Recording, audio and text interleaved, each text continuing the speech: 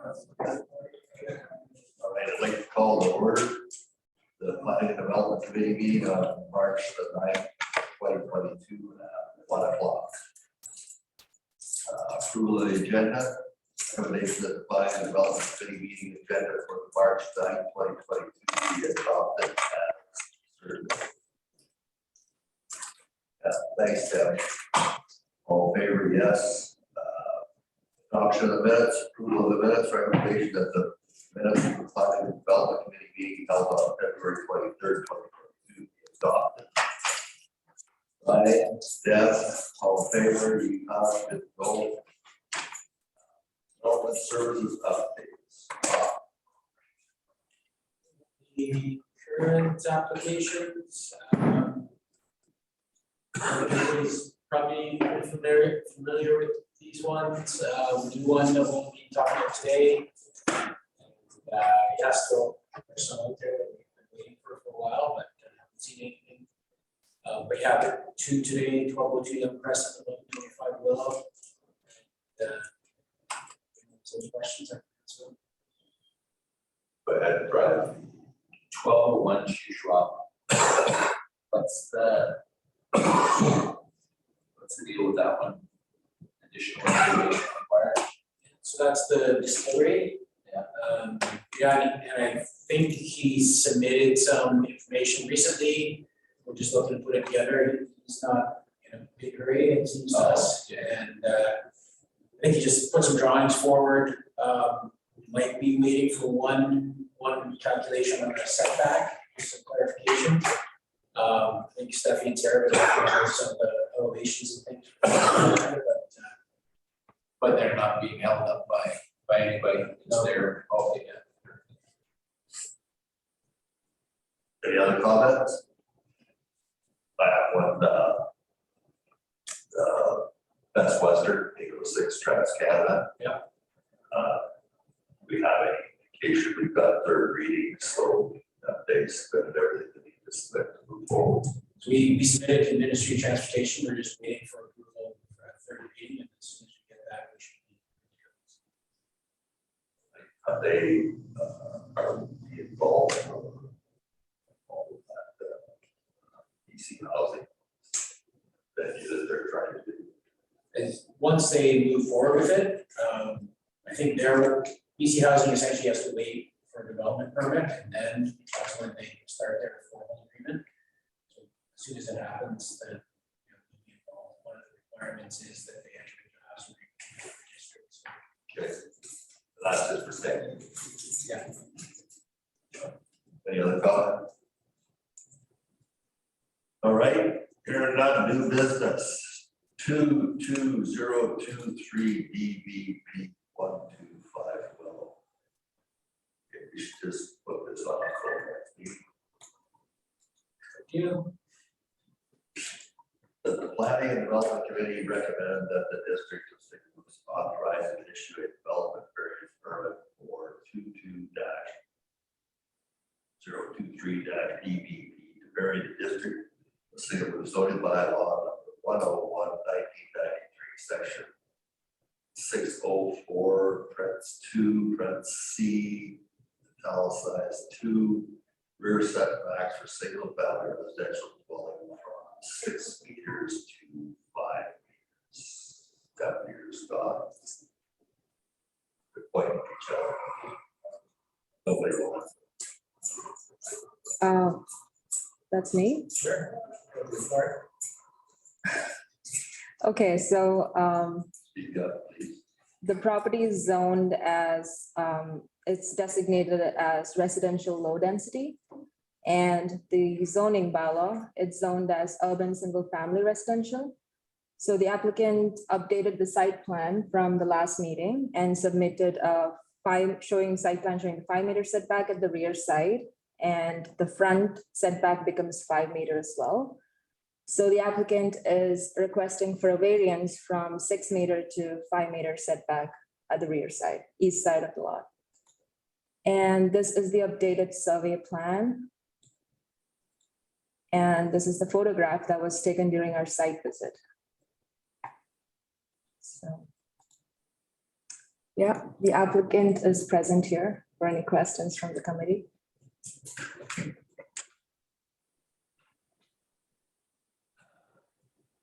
Any comment? I have a comment. Did you stretch your tape measure?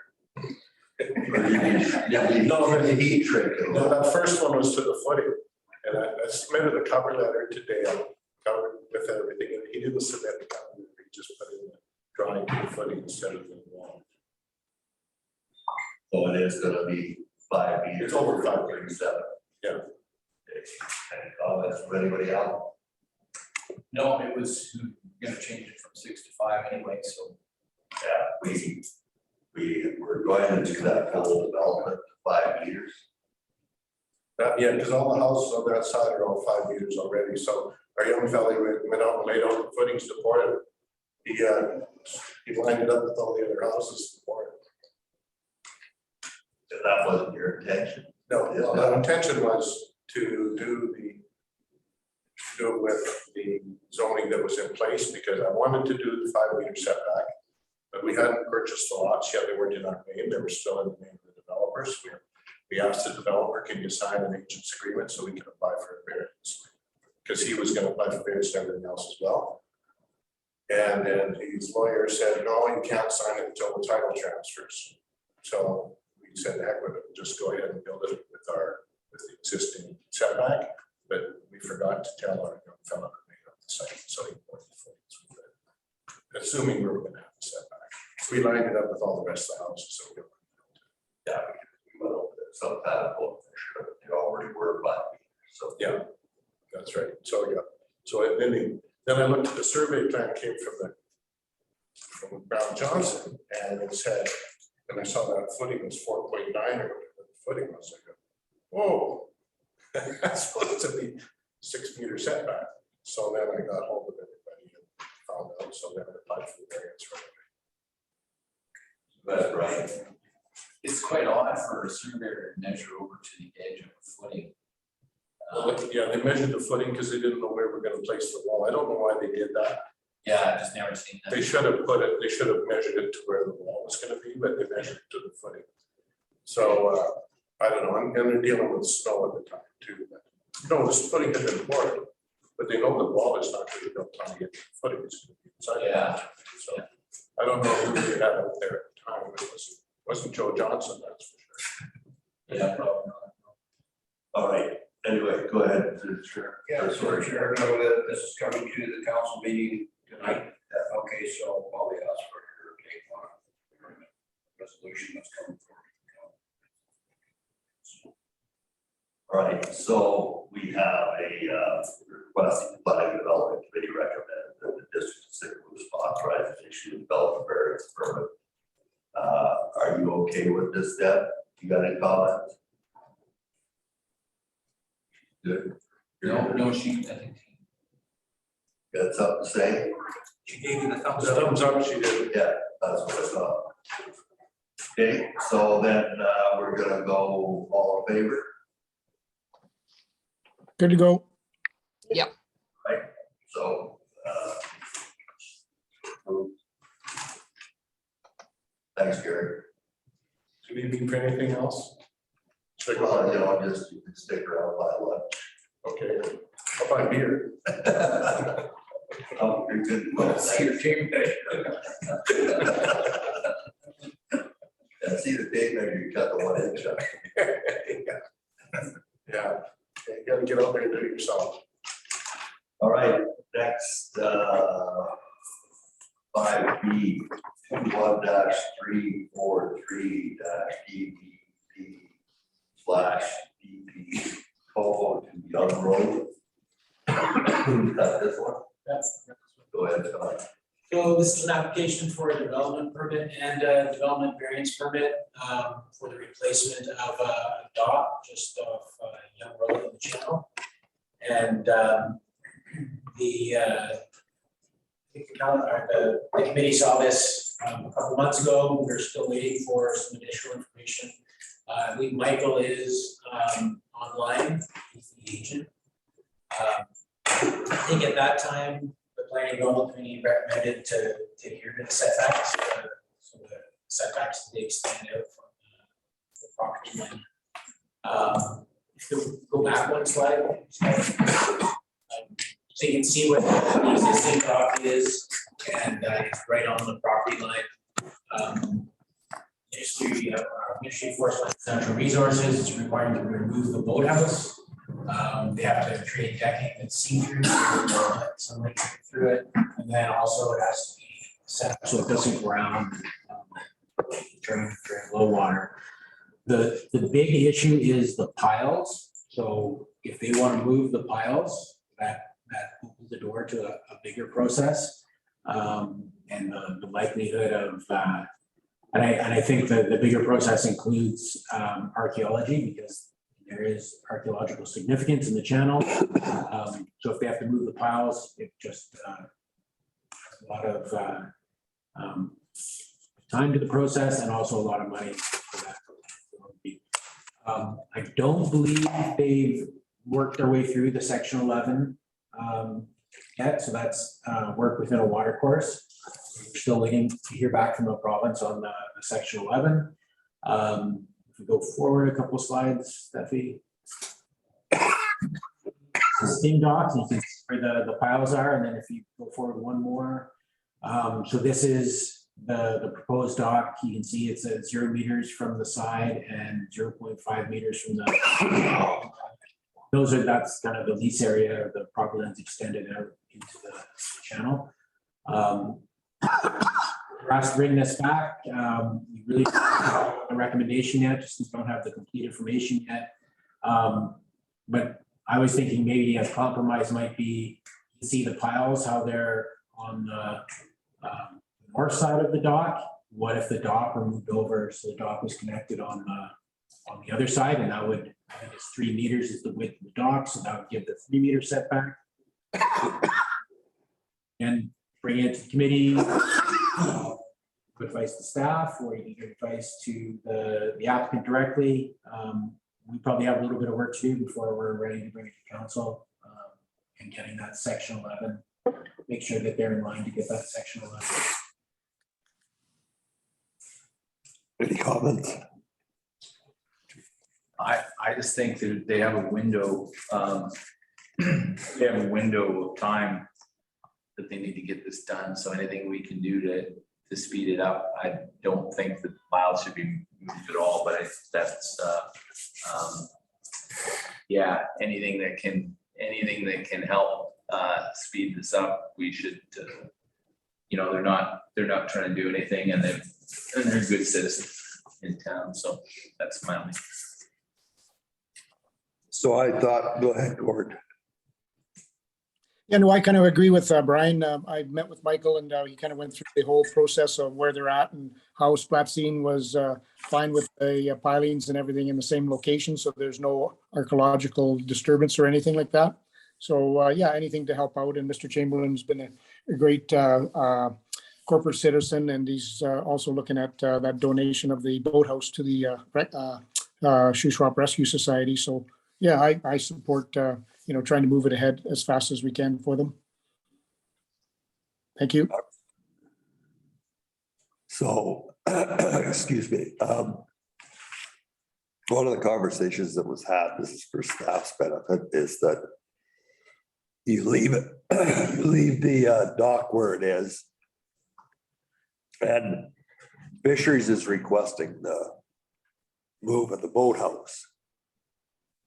And there was some discussion that maybe that the Rescue Society would just put it around in front on the district's side. Now, Fisheries reasons for removal of it. So the boathouse it essentially creates like a big area of shade, and the larger fish hang out in that shade and eat the smaller fish. So it ends up being bad for fish habitat.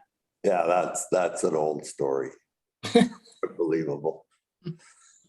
So that's the reason that it's going to have to be removed from where it is. So chances are it won't end up being beside the dock on the district. Can you back up, Steffi, to the shot that shows the district lot?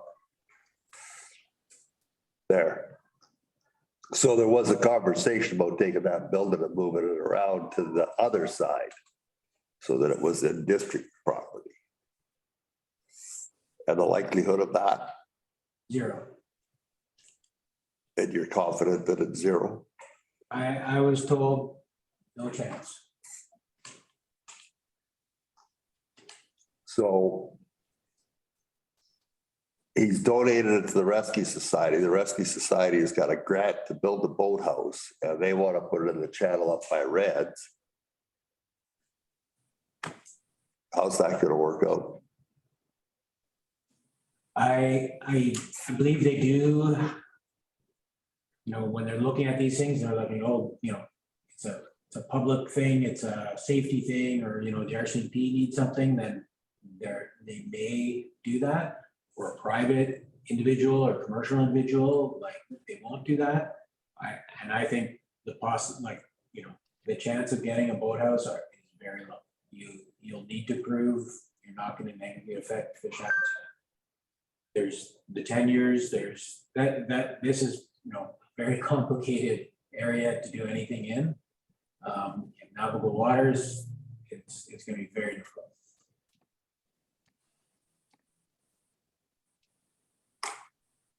Well, if they're not gonna allow it to be in the channel at all, then where is the grant funding that was applied for, that they received to build a boathouse? And now this one here was gonna be either the RCMP and SARS, somehow they were gonna conjoin with all this covered area, so they had the boats, and that was the access, that was the discussion, was access off of that dock to access those two buildings.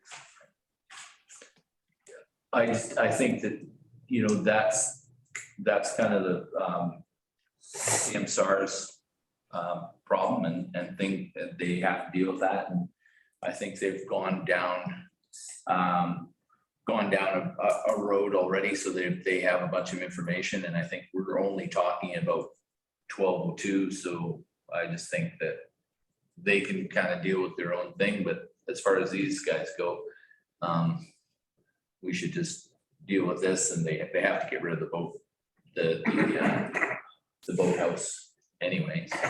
Yeah, no, that's all I'm saying. You know what I'm saying? Like, it's just, Well, but you're missing some of the point, because some of the point was to leave the dock on the same line that it is, which is virtually on the property line. But that was based on the idea that we would have to have access to get to the boathouse. If you're not gonna have a boathouse, then leaving it on the property line is not to the advantage of the district of Sycamos. That's all I'm saying. Yeah. Is there an issue with moving the dock to the other side of the piles? The proponent, please. Michael, are you online? Can you hear me? Hello, can you hear me? Barely. Sorry, I'll try to find the microphone. Can you hear me now? Yeah, we can hear you now. Okay. Yeah, we had thought about moving the dock, or suggesting moving the dock to the other side of the piles. And we keep going back and revisiting the actual size of the lot, which is only 20 meters. It's a very small lot, 65 feet. And every time, and I know that if we move it the other side, it's about 2.75 meters is what would it move the dock over. And that doesn't sound like much, it's 6 feet, but it's what's happening on the other side, on the marina side, is accessing our ability for us to be able to access that dock keeps getting more constrained and brings it down. Even at that level, we'll only have like 22 feet to be able to access our dock. And Mr. Chamberlain's, their pontoon boat is 24 feet. And that seems like a bit of a struggle. I'm not a boater, but I know that I can do the math, that seems like quite a bit of struggle. If we're able to keep it at the 0, then that brings us up to 32 feet of access. And, you know, it's another point on this is this dock was built over 30 years ago and was compliant at the time. And it's only become an issue now because we have to change it because we're grounded out. And I just think that there is somewhat of a grandfathering issue here as well. We were compliant at that time, and now because the regulations have changed, we're no longer compliant. But I do understand your points. But it would be preferable for us if we were able to keep it exactly where it is. If that makes sense.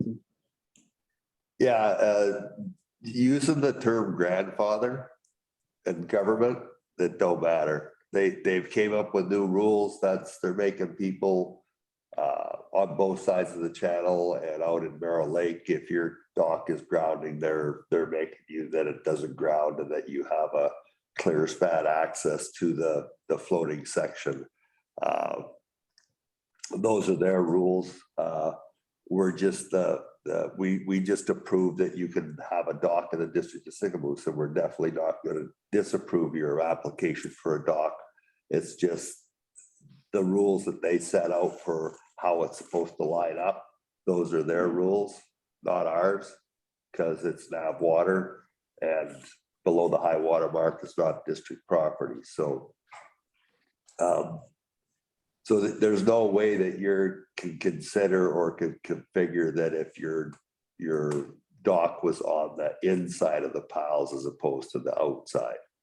Because it appears by looking at like if I look down your property line, your end of the dock towards the district dock looks like, by that drawing, it might be way off, but it looks like you're coming towards the district property. Like it's narrowing towards the district property. I'm not sure of that. I was actually, when I looked at it, are you referring to the east side? East end? We can't hear you, Mike. Oh, sorry. Are you referring to on the east end where the ramp is? Well, the black line seems to be coming towards the district dock, which is towards the side that the Main Street landing is on. Okay, yeah. Yeah, because I had the dock builder check it, and he said it is about 0.8 meters all the way along in from the property line right now. Sorry, we can't understand you, Michael. He said it was 0.8 meters in from the property line along the whole length of the dock. All the way along. Okay. That's on its existing current configuration? That is correct. And you don't intend on coming towards the district side anymore? No, not at all. And in fact, you mentioned before, and I thought it was a good point, was that boats park on that side and it's on your property. But they only did that, and rarely that they did it, was because the boathouse was there. The boathouse won't be there any longer. Nobody will ever be parking on that side, not from from our people. All right, well, I don't have any issues with it. Like I said, the reason for letting you stay as close to the property line as possible was because I thought that boathouse might just slip around to this side, but staff is thinking not. But that is, as another member of the committee said, is actually SAR's problem. So they got to do the research on it. Right. I'm assuming that, sorry, go ahead. Yeah, we're really hoping you'll support the zero setback, so we don't have to, we'll just build it right where it is. That'll be up to them. All right, any other comments? Gord, Deb? Yeah, just a quick one, Jeff. I do, like I say, I do support Michael's application because, you know, it's the marina's probably not going to change their dock layout for some time because they're right up against the property line like Michael is, but it only makes it more narrow for him to try to get into his docks if they go ahead and move that dock, a few meters downstream. And I don't foresee the district's dock changing location for some time. Even if it does, there's plenty of room on either side there. for the district stock. So like I say, I support the application for sure. All right, so I'm gonna call the question. Everybody in favor of recommending this move forward? Or no, sorry, we got no recommendation here. Yeah, I think maybe we'll need to bring this back. We need to just confirm some things. We want to make sure they're on track with that section 11, so Okay. we'll bring it back again. All right. Okay, well, thank you very much, Michael. Thank you very much. I appreciate it. Did you hear me? Sorry, I said I appreciate all your help with this. All right. Next, 5C, web mapping demo. So let Steffi have the boss on this one. So we've changed up the web mapping a little bit. So there's a direct link right from this page. And previously we were using a program called Lightship. And now we've moved on to it's ArcGIS. So works out a little bit better because that's how we store a lot of our information. And then Lightship was kind of the web program. So now we're just going to go with an Arc web program. So there's like two ways. One is explore and discover, go to maps, or the direct link from the website. And click on the terms and conditions. Okay. So there are like 4 tabs on the left side. The first one is just a welcome note and how to type in an address. And then also Sarah's contact information, just so if you have any questions or concerns. And if you click on those links, does that take you directly to the zoning bylaw? Yeah, yeah.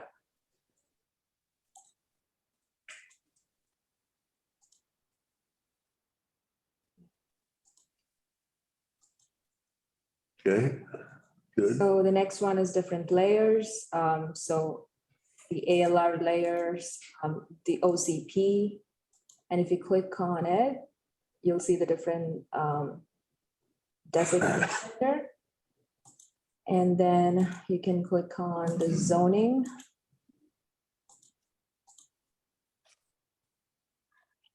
And we do have some operational services information like sanitary pipelines and service lines, water pipes and stuff like that.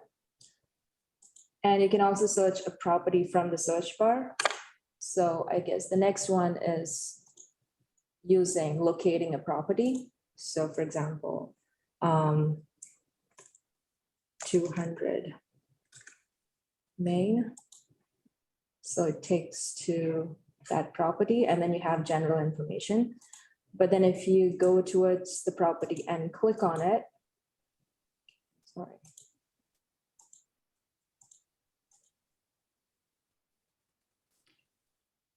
There's like more information about property info and BC assessment details and zoning, land use designation and stuff like that. I think Sarah's still working to create a printout format where you can actually print the property information directly from this app. And you can also like get an approximate measurement. There's a measuring tool here. You can measure the area of a property, for example.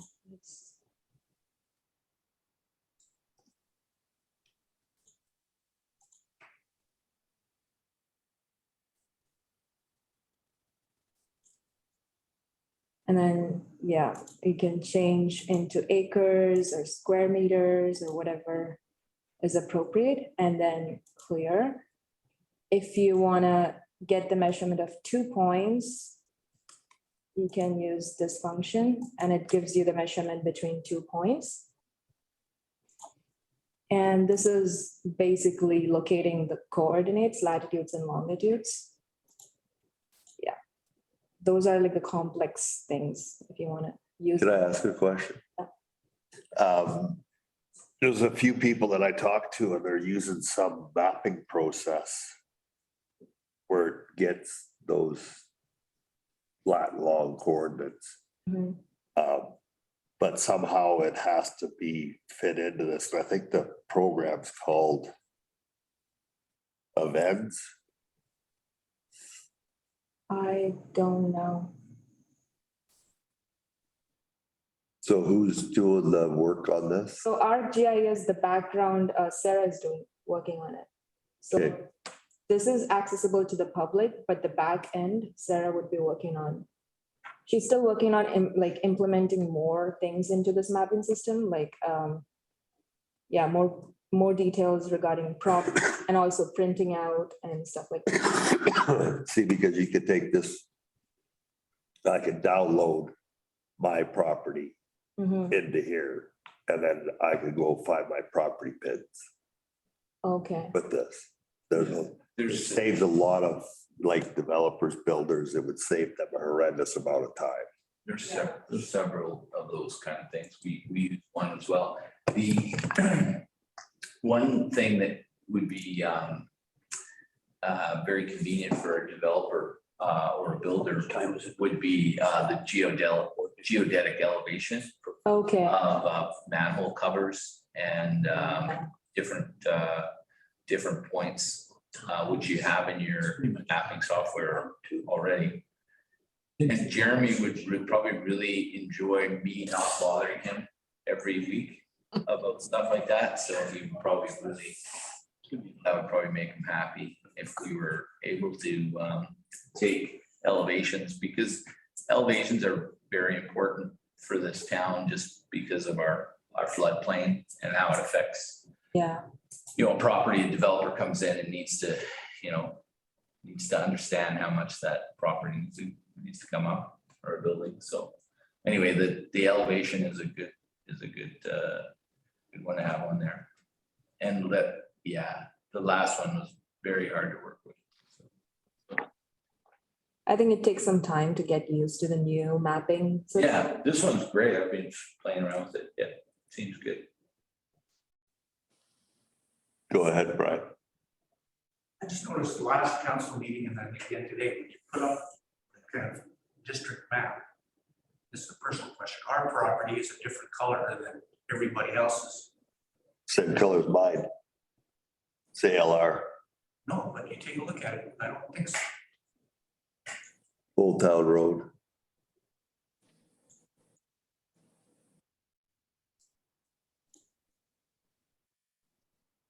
It's because it's ALR, so if you turn this off, it's the same color. There was another one you showed that had, That one, that's green. Is that the OCP? that might be, yeah, that there, that one. Okay, so that's the land use designation. It's land use designation. I think it says park. We need to change that. It says comprehensive community area. That says, That was because of the plan that was gonna happen there. Does that mean I'm out of the LR?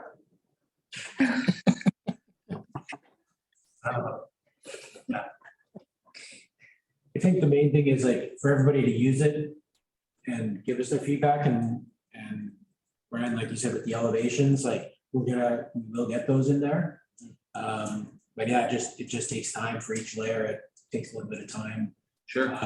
And we have Urban Systems is working on adding those layers as well. I think we'll get there. Definitely elevations is something we will want to see. I like it. Yeah, that's good. Great.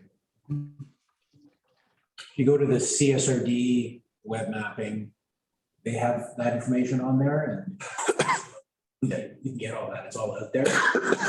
Adding it and adding in the right order, the right program, so it doesn't conflict with what's already been done. Well, looks good. Any further demonstrations, Stephanie? no, that's all. That's it? Yeah. You're doing such a good job. And it's only 1:30. Try to drag this out a little bit. Okay, well, I guess if we can't drag it out any longer, then we should move on to 5D. Gord or Deb, you got any questions for Steffi? No. Oh, looks good. Yep, Okay. looks great. Looks really good. Thanks, Debbie. Okay, so District of Sycamos zoning bylaw number 1000, 2022 setbacks. So this is here because Gord and I and Scott, along with Greg Darrell and our fire chief Brett, had a conversation about setbacks. And in most applications, the setback on the sides is disputed by the fire chief. Like, so he'd like to see 6 meters or whatever. So we had a meeting and we had a conversation and we discussed it and we kind of laid it out on the floor here. So from the wall to just about where the little camera is here is 4 meters. And Brett was fine with that. So for ease of moving forward with everything, and because we were talking RV park, so when we talked with Greg Darrell, we said 2 meters because currently the old zoning bylaw is 6. Mhm. So we said, would you be fine with a 2 meters setback, which means 4 meters minimum between the. And he said he could make that work, that'd be fine, all right? So my question is on that side setback, other than the exterior side, which could have a road in front of it and for sight lines for the corner. We discussed 2 and Brett was fine with 2. Now, when it goes to the fire chief for comment, is this not correct, Scott, that regardless of what the zoning bylaw says, he could still say that he doesn't like it? Yeah, I mean, he can always provide his opinion, and I think he'd be looking at it from a variance, right? If someone's looking to vary the setback and then he's giving his opinion based on that. Right. So realistically, Ryan, you spoke earlier before we got here, thinking that 1.5 meters is okay, but 1.5 meters is not a lot of space. Like, I somewhat agree with, we have a volunteer fire department and you know, if you get within, what's the fire code say when you get, where's the distance that you have to have the firewall on the outside of your building? It's usually 3 meters between the face of buildings. Building. Yeah. So that's where you're gonna be with this. 1.5 meters is gonna be 3 meters. So if you're gonna build to that, then you're gonna have to do that fire code. In it, but you're not talking about a mobile home park, because that's a different type of setback. That's from 6 meters from building to building. So where the imaginary property line is different. But if you're talking about like R1, and you could have 2 houses that were going to be 3 meters apart if you had a 1.5 setback. Yeah, right. Which means you have to have a firewall. No, anything inside of that you would. So if it was closer together, you'd have to. You have spatial separation rules that affect your the side of your house, because we don't always build up against this, right up against the setback. So the closer you are to, like if somebody came in for a variance and they wanted to be closer to the setback, then they would be, there's a certain point where they would be, have to have a non-combustible wall. And then it kind of scales back, less windows, smaller windows, spatial separation rules, things like that. So when I was talking before about this, I know that in other communities, the 1.5 has become common. I'm not saying that's the right way to do it. It's just that they're trying to get more house on Smaller lots. It's not a smaller lot. And, it also depends on, you know, if there's a new subdivision, that person, whoever the developer would have to apply for subdivision approval. And you could sort of horse trade with that. You know, sometimes they'll say, look, I want more density, or want, you know, this or that, or like up at Bayview, it's no, it's 5 meters in total, and no less than 2 meters. So that for that subdivision, yeah, I think that makes sense. But in other areas, other R1 areas, you may want to get more density. So I think it should be, there should be different numbers in different zonings. Like it shouldn't be like straight across the board, but that's just my take. So I just provided this chart that has most of the zones, and I think I left out some of the park and the public zones, but has most of the zones, what the setbacks are, and then in some of the zones, like the mobile home park and the RV park, there's the property lines at large, we'll call them, and then there's the RV spaces or the mobile home spaces, which aren't necessarily, you know, drawn like a survey thing. It's you know, someone submitting a plan for. Yeah, and then accessory buildings are a little bit different zones as well. But some of them are different depending on the size of the property. Again, I think we landed on 1.5 in the you know, traditional residential zones. Bayview, it has its own set of rules, and we're just trying to maintain that set of rules.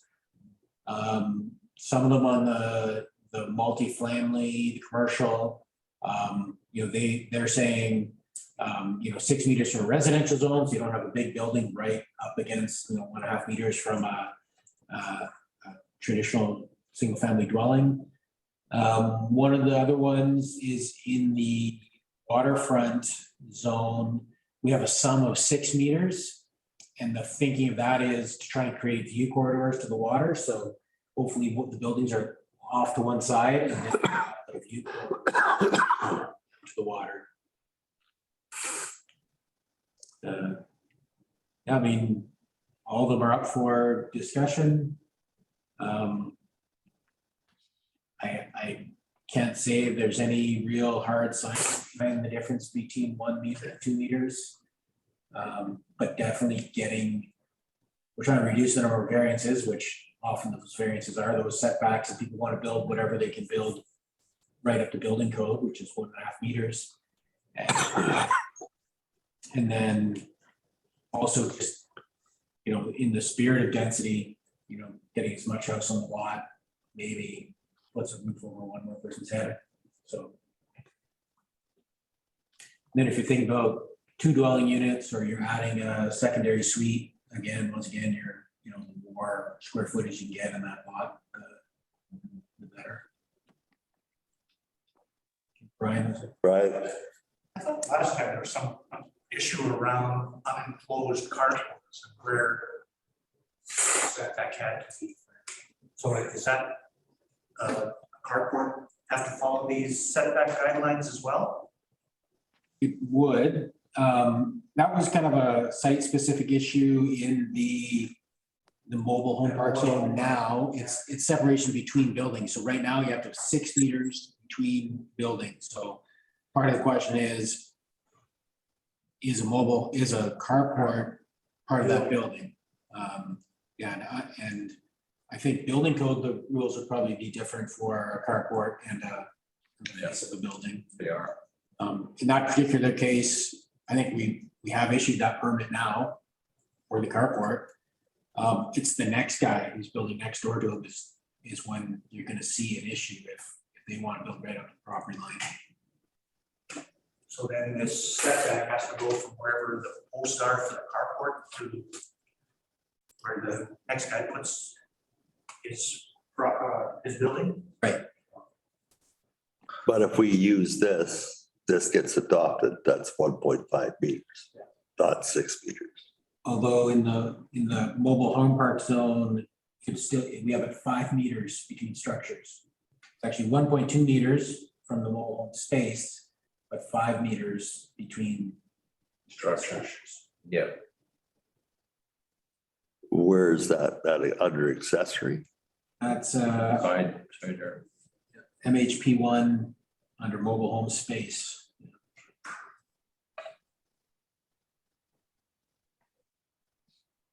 right here. Okay, so mobile home park, then you got RV park. Okay, so I'm looking at the wrong one.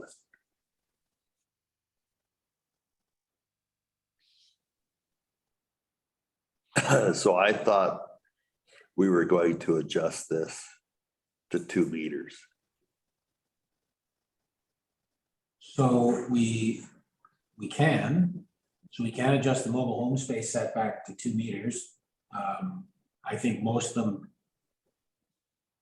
now are probably 1.5, so we've actually gone the other way to 1.2 meters. I think what we were talking about with Brett was 4 meters between structures. So Yeah. right now it's 5 meters between structures. So we could adjust that to 4 meters Okay, between structures.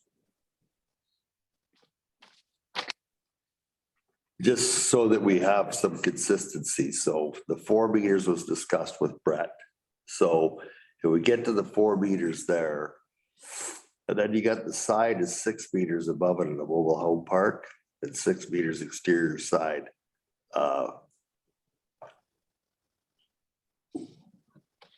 And that's for the large property lines, like Yeah, that's for the outside property. outside property lines. of the mobile. Okay, all right. So if we adjusted that to 4 meters, Would you adjust the exterior side yard to 5 then? If you're cutting back a meter on that one? Do you know what I'm saying? yeah, Does that kind of rationale make sense? Or is the exterior side yard more about traffic and sight lines?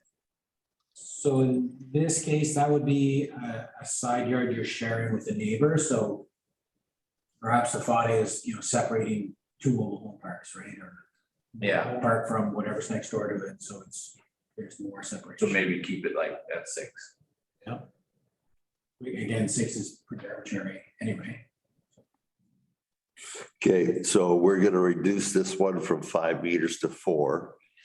I also had a conversation of, just so we're clear, because at the meeting that we had, Greg said, well, if I can't do this, I could just go get a bunch of old motorhomes and bring them in here, and I'll be sold out in a weekend, right? We need to put a date in here that's relevant.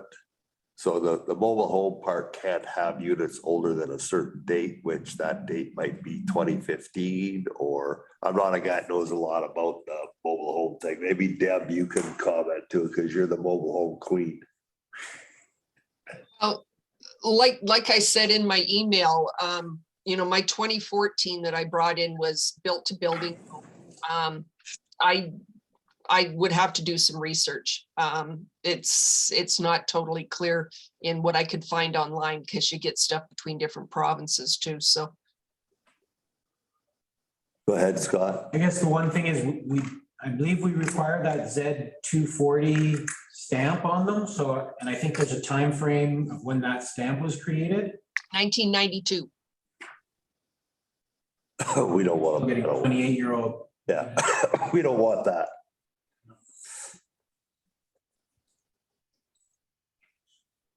So can we just put a date in there, like 2050? Is that discriminatory for us, or is that something we should have some backing? I've seen it in other places. Yeah. Yep. Other districts put age limits on what you're allowed to bring into the district, Maybe we should do some. municipality or whatever. So at the time of application, nothing older than 5 years? That's for all, like for anywhere in Sycamos. Well, if you're coming in for an application for a mobile home park anywhere in Sycamos, like let's say out there on Kerr Road, you want to put in a mobile home park. And you're gonna expand it to 25 units. Well, if you're gonna do 25 units out there and you want these setbacks, then you can't have anything that's older than 5 years from curb. If you want the older stuff, then you gotta go to the 6 meters between buildings. Nope, fair enough. Is that a doable? I don't want to complicate it, but I want to Yeah. make sure that you don't end up with a guy that says, I'm gonna bring in a bunch of old tired art because now I got these reduced setbacks. And I've seen it a lot of times where someone's like forced to move an old unit and they're just looking for any place that they can move it to. And, you know, they find the one place that there's no rules, they want to bring it in. But maybe, yeah, maybe we'll do a little bit of research, find out what other places around, so we're not getting the units from Yeah. other places. Yeah. Then maybe, I think I think you could probably find a 10 or 15-year-old unit that looks as good as Oh, yeah, no, the there's unit, but not the ones Deb's got, but anybody else's. we'll do some research on it. Okay, well, that'd be good. I just, like you said, the object of this is to try and get it that we're meeting the majority of requests. And they don't have to come in for variances, and that way they get told by staff, these are the rules, they're pretty ironclad.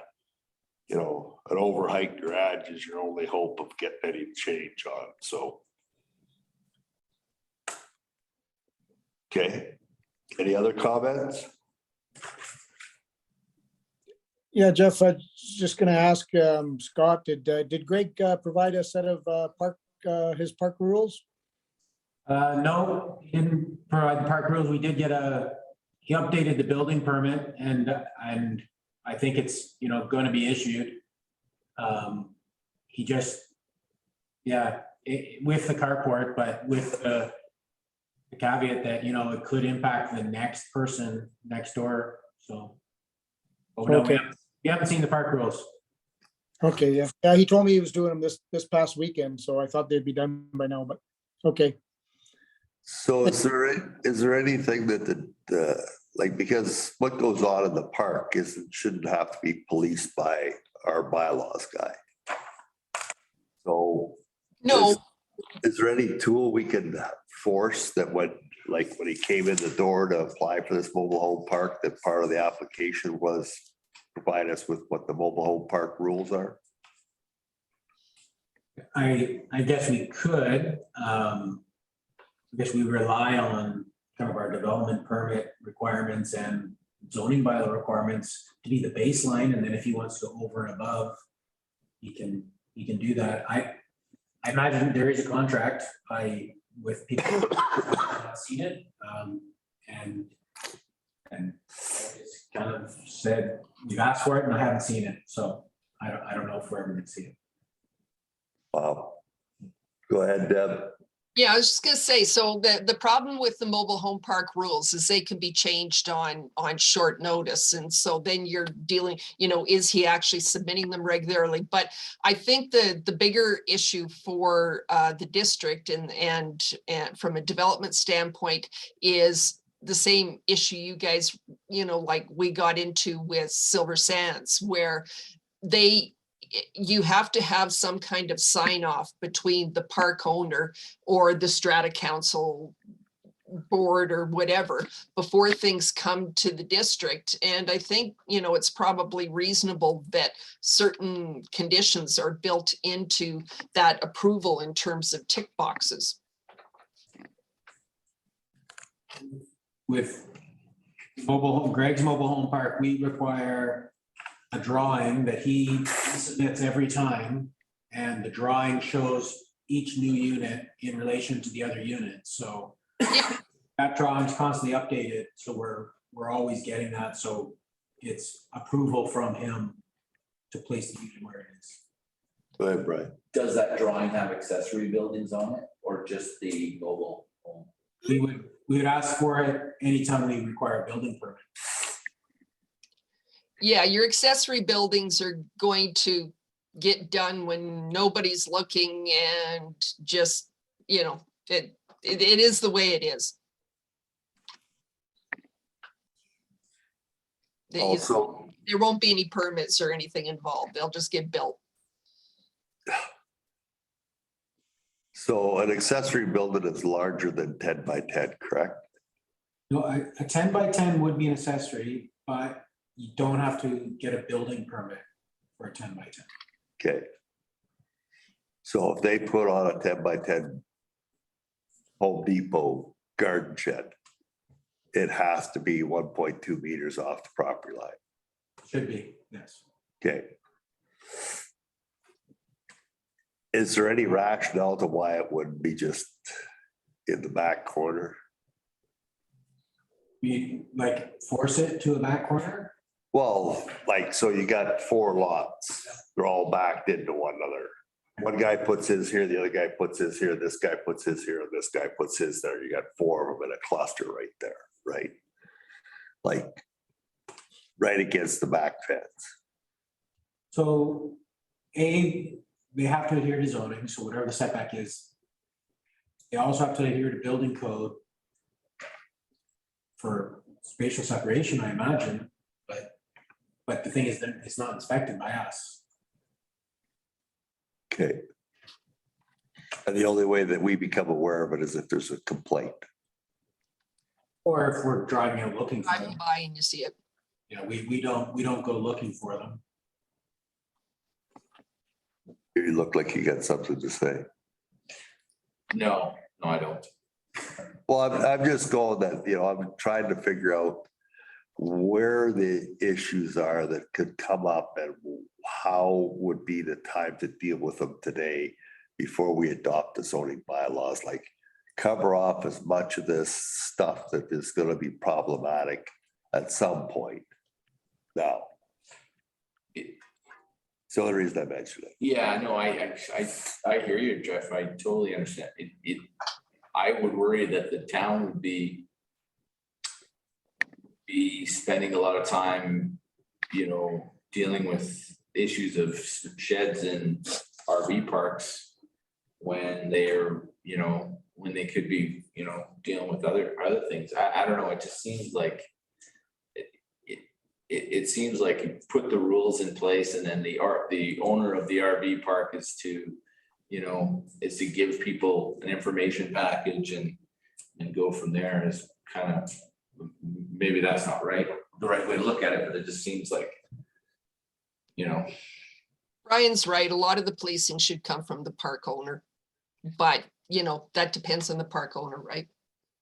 Yeah. Sure. Any comments from the staff? No, I think if there is a problem, there's very few that cause a complaint. There's very few that cause a significant safety issue. If we become aware of it, we act on it. But I mean, for the most part, we don't want to be out there looking for these things. We don't want to be hassling everybody. We want people to enjoy their property and hopefully their neighbors respect their enjoyment of their property. Yeah. All right. Like I said, I was just throwing it out there because part of this whole thing about the zoning was to make it that, you know, waste our time in this building. Variance out, because everybody that's come in here, as long as I've been 7.5 years, I don't think there's been hardly any permits go through the door that there hasn't been variance issued for. So. You know, and I understand that the way what you're saying here, but I think that the fact that when a variance comes in, then the building department can learn a lot about what's going on in the town and what if there's the same variances coming in all the time, or if there's, it also helps you learn and see, you know, maybe there's things that need to be upgraded, and there are on weird lots, pie-shaped lots and odd things and everything. It does help the homeowner if they can get variances on little things. on a standard straight lot, new construction, yeah, you shouldn't, you know. I think the town has a right to say, yeah, you know, there's no reason for this variance, but there are, I'm a fan of it because I've put in several variances and I plan to put in more, so. Good luck. Sounds like it. And an example would be in, you know, this mobile home park, we issued 9 building permits. With variance being required. We have- And, you know, so that's a 90% success rate, right? And even now we've issued that permit and 1 more, so it's like we've issued 11 permits without variances being required. He did do the major variance at the beginning, but. All right, well, like I said, the whole objective was just to try and get it that there was, because it takes staff time.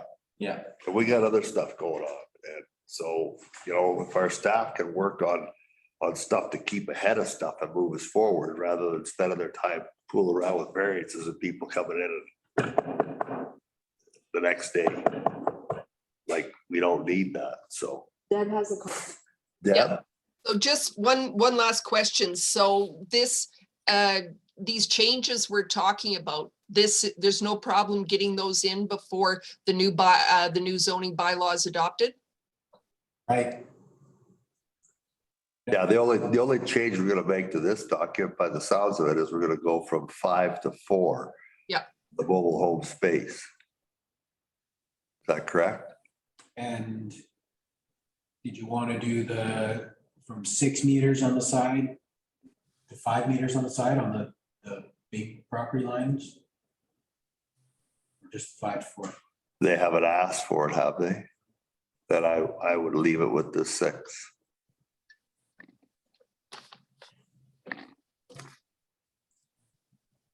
And we'll look at the CSA or standard or the age Yeah, mobile homes. staff would look into that for us to find out what they feel is a comfortable. We're just trying to get it that if you're gonna start a mobile home park, let's not bring all that stuff from Langley up here that's already 50 years old. So. Councillor Bushel had one more issue you want to bring up with the zoning bylaw? Gord, do you have something you wanted to talk about? Yeah, let's see what I had, a couple things. Yeah, let's just see here, Scott. I've been awful busy. One of them was 810 Riverside. Is it Splash Marina? Oh, yeah. Yeah. We, Splash Rental, we had a call, I had a call from the owner of Splash Rental. He has a potential buyer for his property, and it's zoned C4 waterfront commercial. You know, and it's basically been it was originally an old houseboat marina. It's now a marina, and he does dabble in some manufacturing and doing some work there. He noticed that the new zoning is doesn't allow for manufacturing. So he's a little concerned because the new owner that's wants to move in there wants to continue manufacturing. And so he was a little concerned about that. And should we not look, I know we don't want, do we want manufacturing on Riverside Avenue? You know, I think we've had manufacturing there for a long time. It's been our history. But just wanted to throw it by the the planning committee and see what you guys think. So I just have on the screen the C4 waterfront commercial zone, which they're zoned now. So it does, on F is marine related manufacturing. And then if you advance to the next slide, this is the C4 tourist accommodation zone that would apply. And yeah, it's really tourist accommodation and there isn't that opportunity for the manufacturing. But if you go to C3, which is waterfront commercial, does allow for marina and boat repair and boat storage, but it doesn't allow for manufacturing. And I think the idea would be direct those, off the water to an industrial area.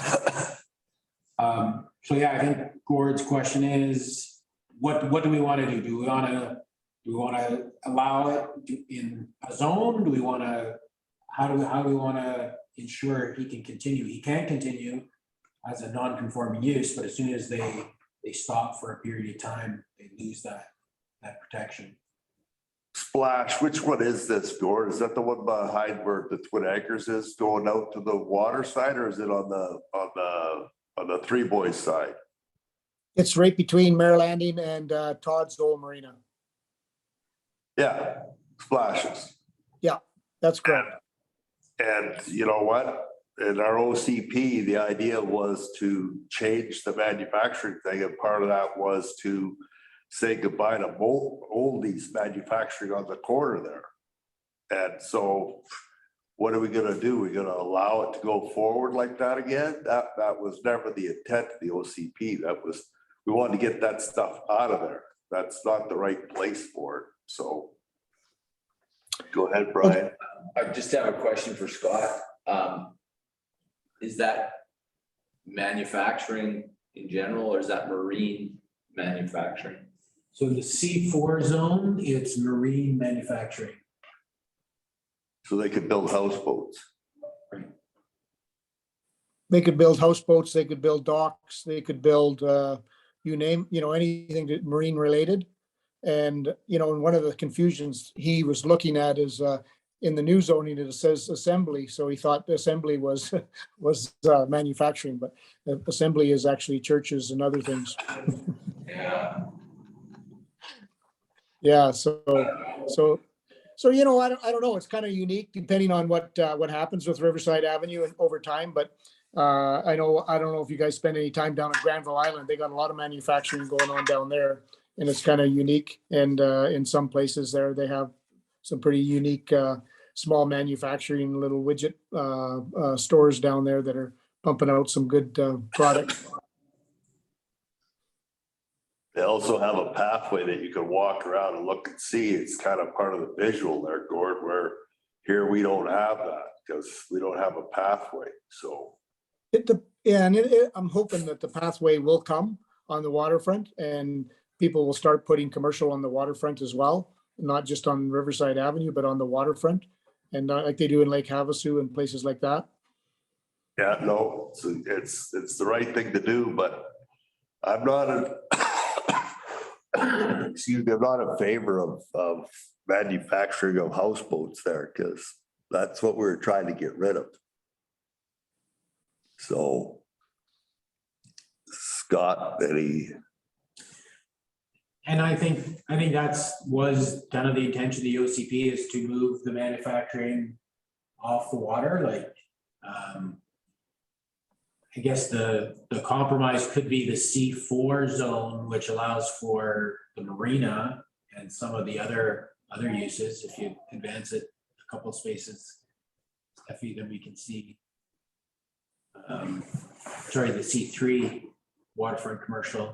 So it allows for boat repair, boat storage, marina. You think some of that could be like, you could have some kind of accessory uses, but yeah, to move the manufacturing in other areas, like, you don't need the waterfront necessarily. no, Launching a houseboat. TA structures moved. yeah. Water, right? Do you know what type of manufacture this new owner's doing or what they're doing there exactly now, Gord? Well, I'm not 100% sure. It could be docks. It could be guitars. It could be anything.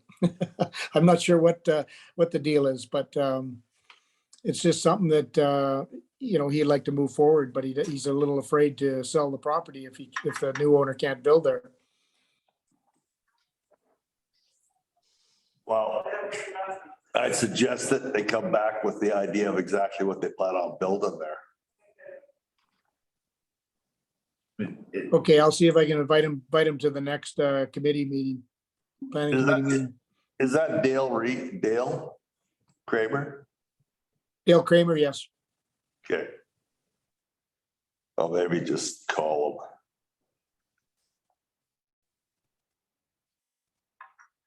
Okay, sounds good. Just one comment on that, because of course I was the one that when Sarah had made the old Three Boys storage industrial, that I went, what the hell, that isn't consistent with the OCP, and of course the whole issue. So I kind of agree with Jeff. It depends on the manufacturing. If it's kind of small, like niche stuff that that fits in with the vibe we're trying to do there, that's one thing. But if you allow wholesale manufacturing and then suddenly, we've just got large scale manufacturing because it's allowed, I'd be really nervous about that.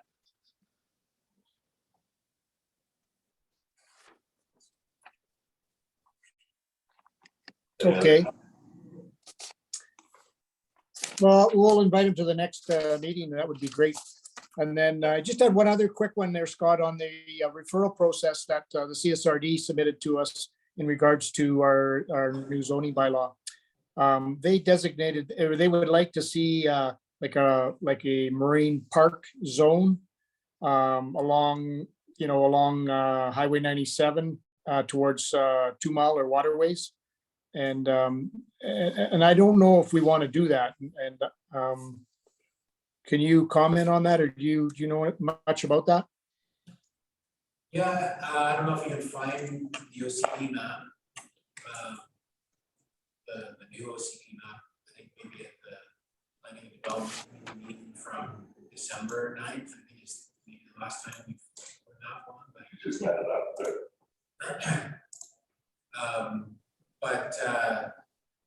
So what we've done is in some areas, so across the narrows on where we're having the rail trail, we've just designated that as, I think, marine zone. So the upland, the semi-waterfront owner can apply to have a dock, and in the area between the 2 Mile area, then I believe we had it the same where it's marine zone. And the CSRD and the Ministry of Transportation have both asked to have it designated something different. So maybe actually we do have it designated something different there. It's W. Yeah, what's that green color? Is that? Just look, it's this one, right? Yeah, the one. Not that one, though. All that one there, yeah. Yeah, so what is that one, Stephanie? If you scroll down a bit, you can see the thing. That's General. P3 General Water Park, I think. P3 Park General Water. So yeah, so that is designated right now as that park. If you scroll up a bit, maybe look at the river. I think we have some more area like that. So kind of in front of the beach park. This one. There's some more area like that. And so Ministry of Transportation and the CSRD both asked to see that designation because the Ministry of Transportation is the upland property owner in that area on 2 Mile.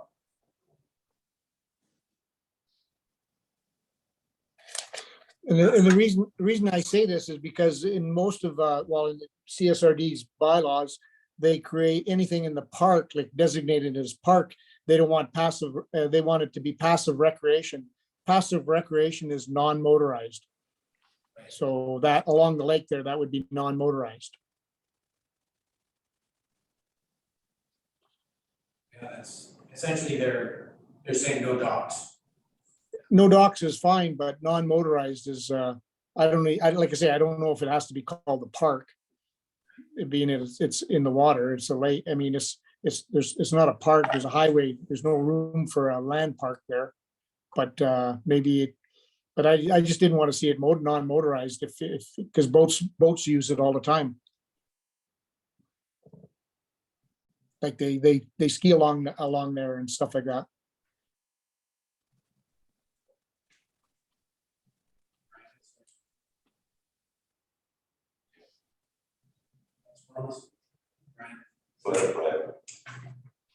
Yeah, Gord, that's a good catch because the Buena Vista dock system is right up against that, and as far as and at the old waterways dock system is up against that. So I'm not sure, you know, how that could affect, how that zoning could affect them. It doesn't seem likely, but you know, what happens if something goes wrong later on? What was the current zoning on that previous?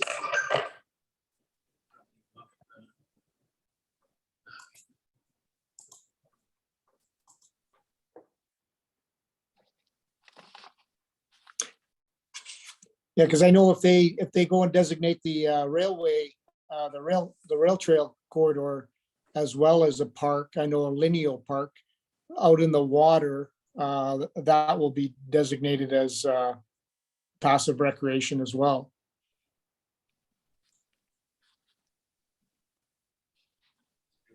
S2. S2.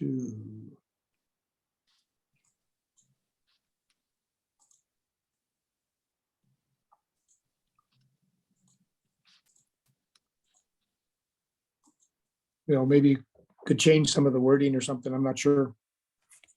Something to look into before the, you know, we don't have to decide today, but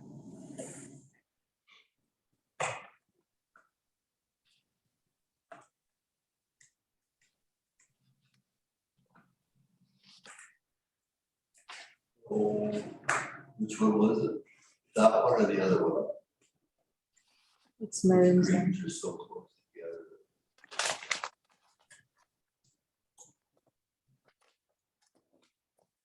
It's marine zone.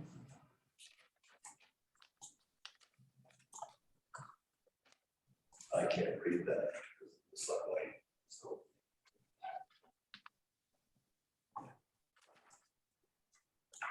S2.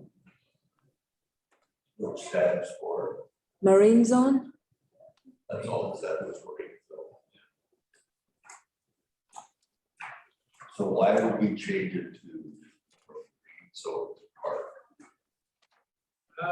Well, I think for that reason, because part of the thinking is that it's Ministry of Transportation is the upland owner. They don't want to see, they don't want to have opportunity to put dogs there. So that is owned by a OTI after. Pardon me? That rock bluff up above the highway there is owned by. No, it's the highway. Okay, The highway is owned by MOTI, so they're the upland owner. Because they're the highway, right? So right, but are you talking about the green upland or are you talking about the green out in the water? the out in the water. Okay.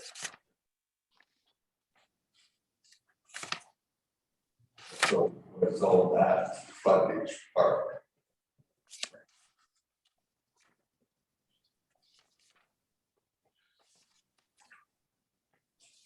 that might have even, you might have got that from Ministry of Forest Lands and Natural Resources as well, but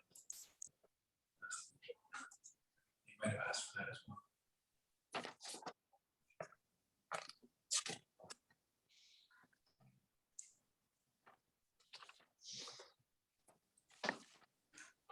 Well.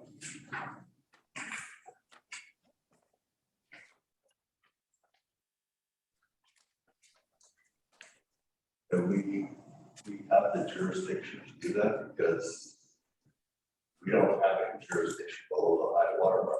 You can, it's within the boundaries, the district can zone, can apply the zone however they like on the water. Well, let's go back to the other side, then let's rezone the rail trail park. So the rail trail, it is, I believe the rail trail is zoned park.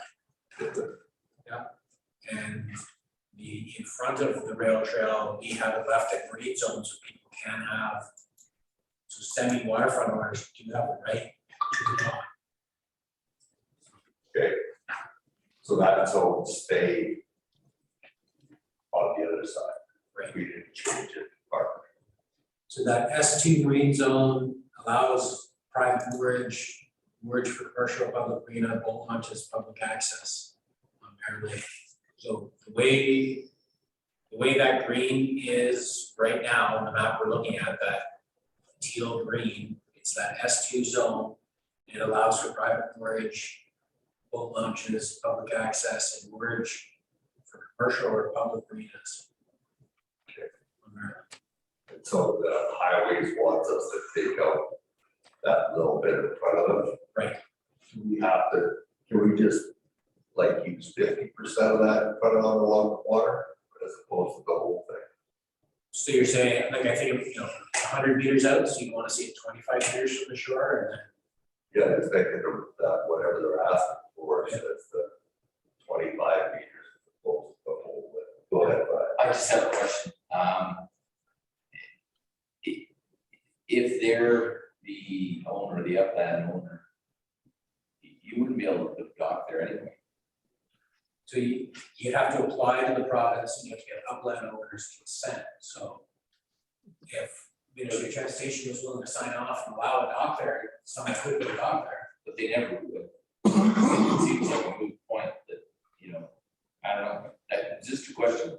Right? I just can't see anybody applying to put a dock there, and I can't see them approving it. They do it on Blind Lake Road all the time.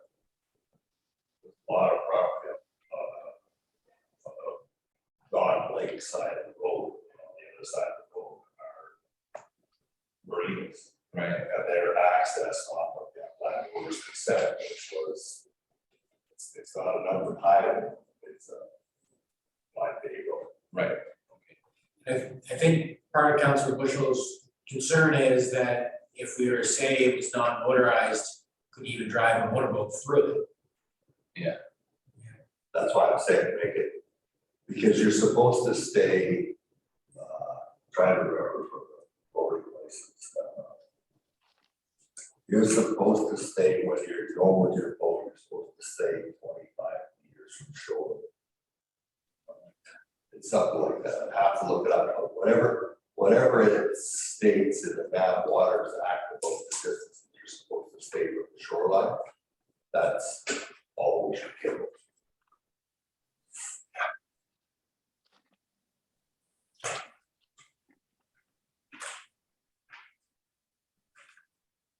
Trying to.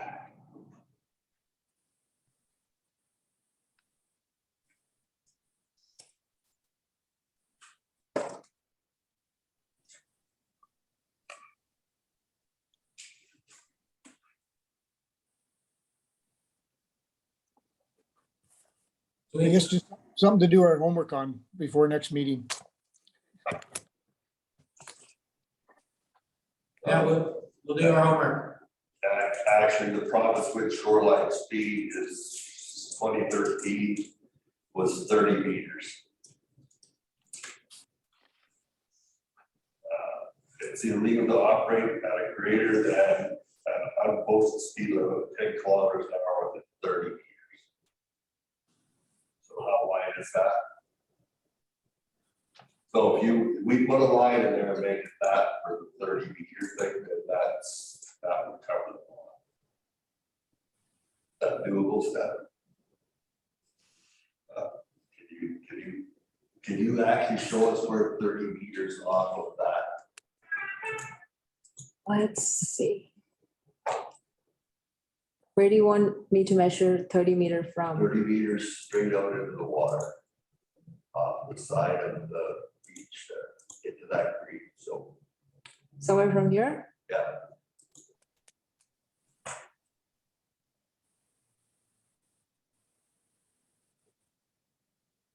Pretty small. There you go. That's What's waterways is the lake, if you go down the waterways, can you see the Sycamos, what's the other way? by the way. Yeah, See their foreshore, so measure out to where their docks are, yeah. Like from year to year?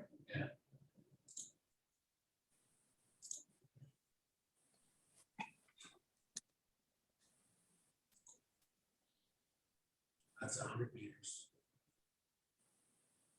Yeah, well, they have a dock along the side of the road there, which they got special permission because their dock actually goes almost right up to that corner.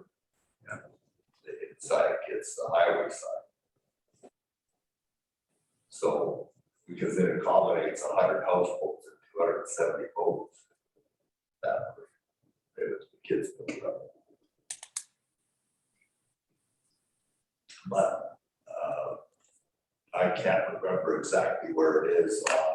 If you went to a satellite, you would be able to see how far off. You should be able to see the existing waterways, that one right there, that dock there. How far off of the highway is that? I don't think it might be 30 meters to the dock.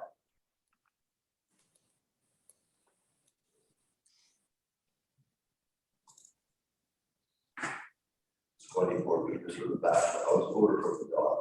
I think from back of the houseboat. So if you, because they already have a permit and it's already approved to build. And so I'm not 100% certain. Is there any way that when we do that 30 meters off the thing for that park, that we could just work from the corner there up to the bottom vista?